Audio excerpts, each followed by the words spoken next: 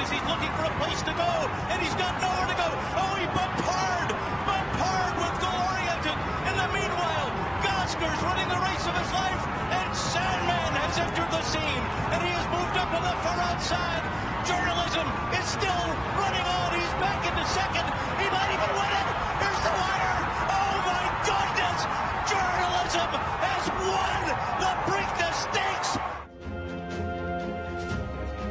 What a performance and a powerful late run from Journalism. But what a performance from our very own track announcer, Larry Colmus. The race call was as good as the race, Caleb. A fun one, to say the least. Absolutely love that video NBC put out of actually Larry himself calling it from the booth. But here we are, the first two winners, Maddie, of the American Triple Crown, and we're hoping for a rematch in the Belmont. Yeah, because we need rivalries. And, you know, not that if they run in the Belmont, it's a rivalry yet. You have to have more than face each other more than twice, but it's the beginning of one, maybe, you know? And so, yeah, I hope we see it. I mean, it looks like right now, guys, we have, I don't know how good these horses are, Sovereignty and Journalism. Let's just say they're really, really good. You can't call them great yet. They haven't done quite enough, but they're really good.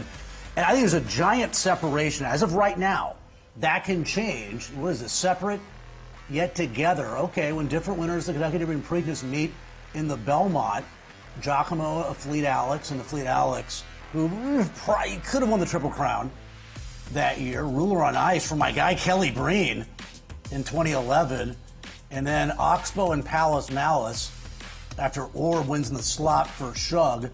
Yet Mystic Dan sees the Gray, who won the Pat Day Mile undercard on Derby Day, and comes back into the Preakness.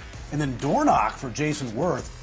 And this year we'll see what happens. But, you know, there's a big, as of right now, and that can change the second half of the year. I mean, we didn't know who Arrogant was, right, until the Travers, really. So these horses develop at different times.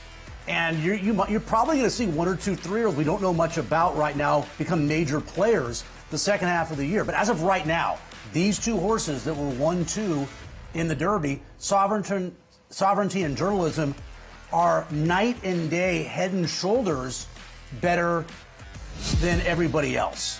So when you have horses that are this good, and then you have a gap like we have as of right now, you want to see those two best horses compete, you know, in New York at Saratoga. And I think a 1.25 mile distance, you know, they're going to go back to 1.5 miles, obviously, when Belmont finally eventually finishes and they can run that race there again. But I think 1.25 miles is probably, as of right now, the race that people want to see. Let's see who's better at 1.25 miles, hopefully over a fast dirt track at Saratoga in, Megan, what is it now, in 19 days. It's crazy how quick the time is going, and we love rivalry in every sport, and hopefully we get that out there at the Belmont Stakes.